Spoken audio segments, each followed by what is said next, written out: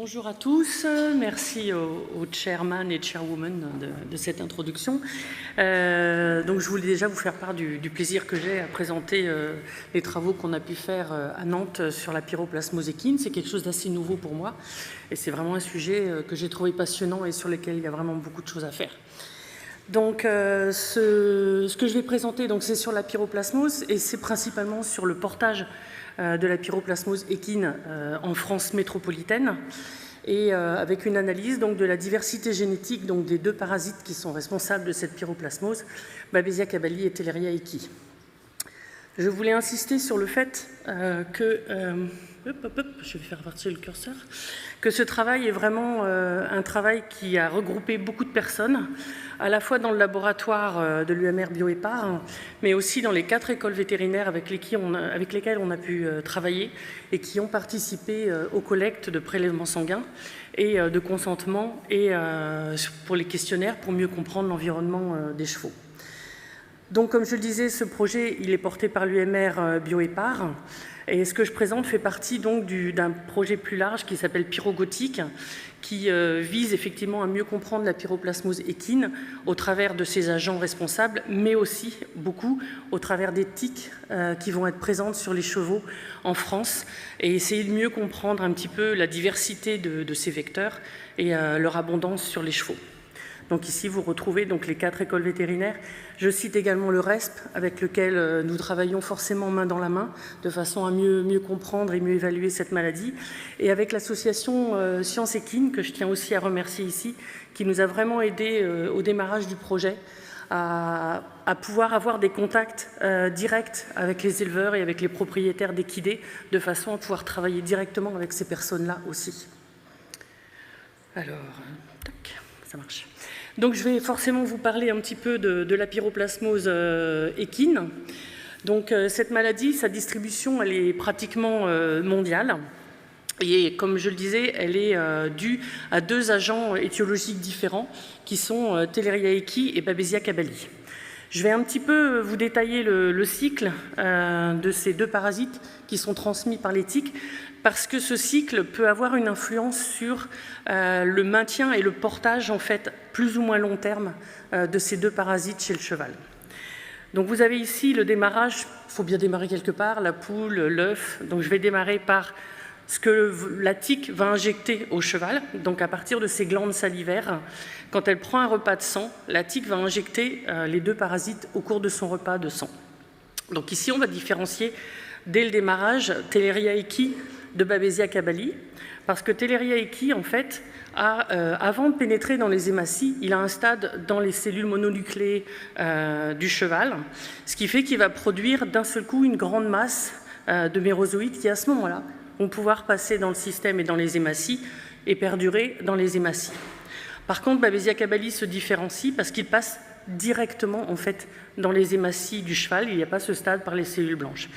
Ça a probablement un impact sur le portage à long terme de ces parasites, le fait que l'un passe direct dans les hématies et l'autre passe aussi dans les cellules blanches et y reste probablement plus longtemps. Donc c'est une reproduction asexuée chez le cheval. Donc dans les hématies, c'est simplement de la reproduction qu'on appelle clonale. Et donc le parasite se maintient et il va passer lors du repas sanguin d'une autre tique, pas la même. Il va être ingéré au moment de son repas de sang par une tique et il va aller dans le tube digestif. Ce qu'il faut bien comprendre, c'est qu'en fait, tous les parasites qui sont présents dans le sang de votre équidé ne vont pas être transmis par la tique. Parce qu'en fait, c'est un eucaryote, et donc, comme tout eucaryote, il a une reproduction sexuée, et c'est maintenant que ça va se produire, en fait. Et la seule partie des parasites qui vont pouvoir être transmis par le vecteur, ce sont les gamètes. Et ces gamètes, ils sont présents en toute petite quantité, finalement, dans le sang du cheval. On n'a pas de données sur Babesia cabali et Theileria equi, on a des données sur Plasmodium, qui est un petit cousin, et c'est 1 pour 1000 ou 1 pour 10 000, en fait, les gamètes. Donc c'est vraiment une petite quantité. Ce qui fait que la transmission, c'est pas automatique. C'est comme les antibiotiques, c'est pas automatique. Et ce qui va se passer dans le tube digestif de la tique, c'est la reproduction sexuée. Et donc là se forme un œuf, et cet œuf va aller s'enquister dans la paroi du tube digestif, et à partir de là, traverser finalement la paroi du tube digestif et de l'autre côté, produire ce qu'on appelle des kinettes qui là vont se promener finalement dans l'hémocèle qu'on pourrait comparer finalement à notre péritoine. C'est-à-dire que c'est un liquide dans lequel baignent tous les organes et à partir de là, en fait, le parasite va pouvoir aller envahir les glandes salivaires pour être transmis au cheval. Il va pouvoir aussi envahir les ovaires de la tique de façon à ce que la tique puisse transmettre, parce que ce ne serait pas rigolo autrement, le parasite à sa descendance. Comme ça, elle infecte sa descendance et sa descendance pourra infecter d'autres chevaux. Donc ça, j'ai insisté un petit peu parce que c'est important pour bien comprendre comment ces parasites fonctionnent. Maintenant, la maladie, la pyroplasmose, on pourrait presque dire les pyroplasmoses, parce qu'en fait, on a toute une gamme d'expressions de symptômes ou de non-symptômes. Il y a beaucoup de formes qui sont asymptomatiques, qu'on va qualifier aussi de chroniques, d'asymptomatiques. C'est un petit peu, la limite est un petit peu floue, et ça va forcément jusqu'à des formes extrêmement sévères qui peuvent être effectivement létales pour le cheval. Les symptômes, je pense que ceux qui ont eu affaire à la pyroplasmose les connaissent, c'est de la fièvre, c'est de l'ictère, sur du long terme c'est de l'anémie. Forcément les symptômes vont être différents si vous êtes en phase clinique ou sur un cheval qui est porteur, comme on dit, asymptomatique. Les impacts, forcément il y en a sur la santé du cheval, mais du coup indirectement il y a des impacts économiques puisqu'il faut soigner le cheval, donc ça c'est déjà un premier budget. Et l'impact économique important par rapport au monde de la filière cheval, c'est surtout par rapport à la restriction de mouvement de ces chevaux qui sont porteurs asymptomatiques, c'est-à-dire qu'ils n'ont pas le droit d'être vendus dans des pays qui sont indemnes de pyroplasmose, principalement les États-Unis, le Japon, l'Australie, la Nouvelle-Zélande, qui n'ont pas ou peu de cette forme de ces parasites et qui veulent se protéger, qui ne veulent surtout pas en avoir chez eux. La peste chez les autres, mais pas chez nous. Donc le diagnostic de cette maladie il est basé sur les symptômes dans les cas de phase clinique, mais aussi en cas de portage, c'est-à-dire que vous avez des animaux qui sont abattus, fatigués, des coups de mou, vous ne comprenez pas pourquoi, il a un coup de mou. Voilà. Ça peut être une pyro qui est asymptomatique. Sinon, la sérologie, les méthodes diagnostiques classiques, sérologie ou détection moléculaire. Alors je vais vous parler maintenant de la position de Telleria equi et de Babesia cabali au sein des pyroplasmes. Donc ce sont des pyroplasmes, des parasites pyroplasmes.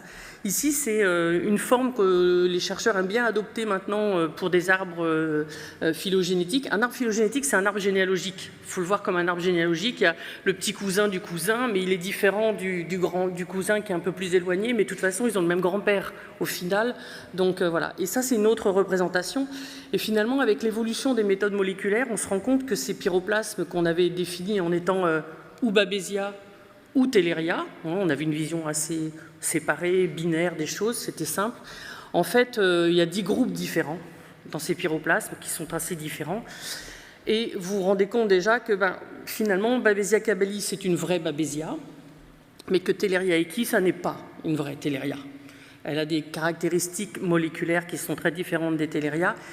Et ça se traduit probablement par des différences biologiques qui sont également différentes. Ce serait assez simple si ça s'arrêtait là, mais ça ne s'arrête pas là. C'est-à-dire qu'en fait, si vous regardez maintenant à l'intérieur de Telleria equi et à l'intérieur de Babesia cabali, on se rend compte maintenant avec les méthodes moléculaires, c'est qu'en fait, il y a au moins 5 génotypes différents au sein de Telleria equi. Maintenant, tout le monde connaît ça, les variants du Covid.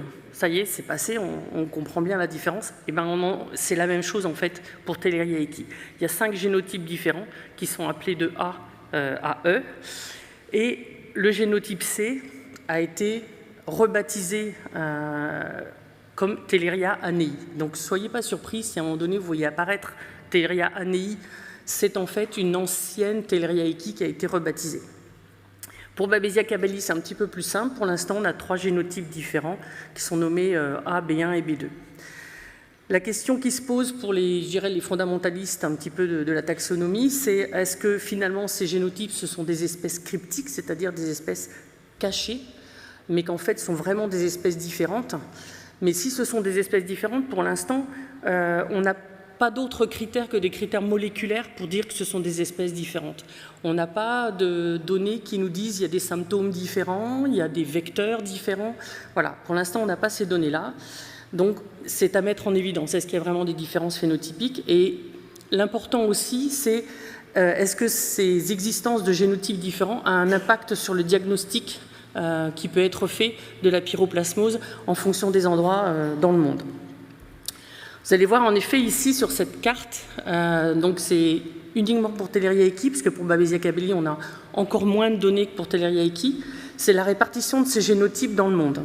Donc ici, en fond de couleur, vous avez différentes gammes de bleu, avec endémique en bleu plus foncé, sporadique ou rare. Donc vous voyez que la France, là, le petit point, là, on est endémique pour la pyroplasmose à Theileria-Equi. Il y a des zones blanches, parce qu'il y a des zones où on n'a pas d'informations. Ça peut être simplement ça. Et il y a des zones blanches, là, comme l'Australie, où il n'y en a pas. Voilà. Donc là, c'est un peu différent, il faut distinguer les deux cas de figure. Et chaque rond représente finalement la proportion de ces différents génotypes dans le monde. Donc vous voyez que le génotype A, qui est représenté en jaune, est présent un peu partout dans le monde, et qu'en France, pour l'instant, il y a une seule étude qui a été publiée jusqu'à présent. Ce serait lui qui serait présent en France. Vous verrez que c'est Julien ce serait. Par contre, le génotype E, qui va nous intéresser, est présent plutôt en zone Eurasie. Mais vous n'allez pas le retrouver en Afrique, vous n'allez pas le retrouver en Amérique du Sud. Donc il semble y avoir quand même une petite répartition géographique de ces variants. Donc maintenant que je vous ai présenté de façon assez exhaustive la pyroplasmose, je vais vous présenter les objectifs du programme qu'on a appelé PyroQuest, qui est un des programmes du projet PyroGothic. Et ce premier programme vise à évaluer finalement la prévalence du portage, je dis bien le portage, asymptomatique de la pyroplasmose équine en France. Et dans un deuxième temps, finalement, de déterminer quels sont les génotypes qui circulent en France entre les A, B, C, D et E. Donc pour ce faire, en fait, on a travaillé, donc c'est là qu'on a travaillé avec les 4 écoles vétérinaires, donc avec les cliniques équines des 4 écoles vétérinaires. Et l'idée, c'était de recruter dans le programme uniquement des équidés qui étaient asymptomatiques. C'était vraiment très important, il fallait des équidés sans symptômes de pyroplasmose, avec des personnes qui ne savaient même pas si leur cheval pouvait à un moment avoir eu la pyro ou pas. Donc pas de symptômes au moment de l'expression, au moment du recrutement. Et il était demandé à ce que les chevaux soient quand même recrutés sur la base du fait qu'ils avaient une vie en extérieur. Parce que s'ils sont au box et qu'ils ne rencontrent jamais de tiques, a priori, il y a assez peu de chances qu'ils soient porteurs de pyroplasmose. Donc sur ces chevaux, on a prélevé, les résidents, les internes, les étudiants ont fait des prélèvements d'échantillons sanguins, ont demandé les consentements aux propriétaires pour utiliser ces prélèvements, et ils ont également rempli un questionnaire sur l'environnement du cheval, son âge, sa couleur de robe, enfin plein de critères sur les chevaux. Ces prélèvements, on les a analysés par PCR niché. Donc on utilise une PCR nichée qui est une PCR sur une PCR pour augmenter la sensibilité de la méthode et pour être sûr qu'on détecte le parasite s'il est présent. On utilise comme cible, on en reparlera peut-être tout à l'heure, l'ARN 18S. C'est important en termes de diagnostic d'utiliser le bon marqueur moléculaire pour faire la détection. Et on utilise donc des amplifications qui sont spécifiques de chacune des 2 espèces. Ensuite, on séquence et on fait des analyses phylogénétiques. Alors, quels sont les résultats pour le portage asymptomatique de la pyroplasmose en France? Donc, on a recruté 561 équidés. À mon grand étonnement, on est tombé sur une prévalence de pyroplasmose asymptomatique de plus de 37%. C'est-à-dire que sur la France, en globalité, vous avez plus d'un cheval sur 3 qui est porteur asymptomatique de la pyroplasmose. Avec très majoritairement des porteurs de Theileria-Equi, puisque ils représentent 35 à 36% finalement des chevaux qui sont porteurs asymptomatiques. Très peu de chevaux porteurs de Babesia-Cabelli. Et ça, je pense qu'il va vraiment falloir repenser au schéma que je vous ai montré sur le cycle biologique, c'est-à-dire les 2 parasites n'ont pas le même cycle chez l'autre, et donc ça va influencer, je pense, le fait que le portage va perdurer ou pas. Donc en conclusion, une prévalence très élevée de Theileria-Equi et une prévalence faible des porteurs de Babesia-Cabelli. Maintenant, si on regarde ce qui se passe au niveau des différentes écoles vétérinaires, en fait, ce dont on se rend compte, c'est que cette prévalence, en fait, elle est croissante du nord vers le sud-est. J'ai toujours du mal avec l'est et l'ouest, je suis désolée. Donc on est à 16% finalement de chevaux qui sont porteurs en région parisienne. Et vous montez autour de Lyon, à plus de 54% de chevaux qui sont porteurs de la pyroplasmose et donc principalement porteurs de Theileria-Equus. Ça veut dire un cheval sur 2. Avec Toulouse, un petit peu moins, avec 40% de chevaux qui sont porteurs.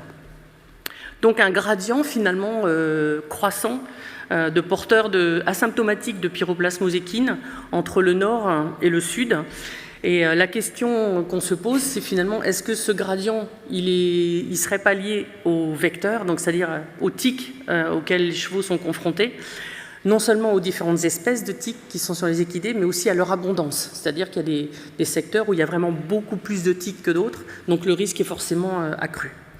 Donc ici, vous avez quelques photos des vecteurs de pyroplasmose. Donc cette partie, en fait, je ne la présenterai pas aujourd'hui, c'est l'objectif d'un autre programme du projet Pyrogotique qui s'appelle Pyro Sentinelle, où on fait le suivi sur la France, en fait, grâce à des propriétaires qui collectent les tiques toutes les semaines sur leurs chevaux depuis maintenant certains 3 ans, pour savoir exactement ce qui circule. Alors maintenant, au niveau diversité génétique, donc on a obtenu donc 199 séquences, on va dire à peu près 200, séquences de Theileria-Equus qui sont réparties forcément en fonction du pourcentage de porteurs asymptomatiques dans les différentes écoles vétérinaires. Et en fait, ce dont on se rend compte, c'est qu'en France, majoritairement, ce n'est pas le A qui est présent comme ça a été décrit dans le seul article qui est publié jusqu'à maintenant, c'est le E avec finalement 98% des chevaux qui sont porteurs de ce génotype E. Donc quelque chose de très homogène en France et 2% de génotype A. Alors ici, c'est un arbre phylogénétique qui vous montre effectivement la localisation sur l'arbre un peu généalogique finalement de Theileria-Equus, donc avec les 2 génotypes A qui sont localisés là et tous les génotypes E qui sont localisés ici, donc avec d'autres génotypes E plutôt Eurasie. Par chance, on avait quand même les questionnaires des propriétaires, donc j'ai réussi à recontacter certains propriétaires, et en fait, ce qui ressort, c'est que les chevaux qui sont porteurs de génotype A sont allés ou viennent d'Espagne, de Portugal, donc qui viennent du sud. Donc c'est a priori potentiellement des chevaux qui ont la pyro depuis très longtemps et qui l'ont eu dans d'autres pays que la France. Pour Babesia cabali, c'est beaucoup plus simple, donc on a moins de séquences, on en a 19, donc on ne peut pas dire qu'on est exhaustif sur la diversité, mais pour l'instant, on n'obtient qu'un seul génotype, c'est le génotype A, donc qui est représenté ici. On n'a pas le génotype B a priori en France. Donc ce qu'il faut retenir, c'est que moi j'ai été un peu surprise quand même, c'est que plus d'un tiers des équidés en France sont porteurs asymptomatiques de pyroplasmose, donc ça veut dire que ça circule énormément, avec une très forte prévalence de porteurs de Theileria-Equus, beaucoup moins de Babesia cabali.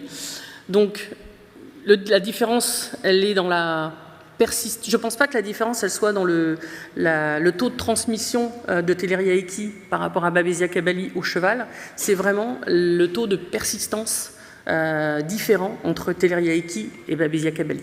C'est-à-dire que Theileria-Equus, si votre cheval à un moment donné se fait infecter par Theileria-Equus, il y a de fortes chances que ça reste à vie. En plus, les traitements ne sont pas efficaces et n'éliminent pas, ne blanchissent pas votre équidé de Theileria-Equus, alors que Babesia cabali, finalement, même s'il se fait infecter, soit il réussit à l'éliminer tout seul, soit finalement le traitement réussit à le blanchir.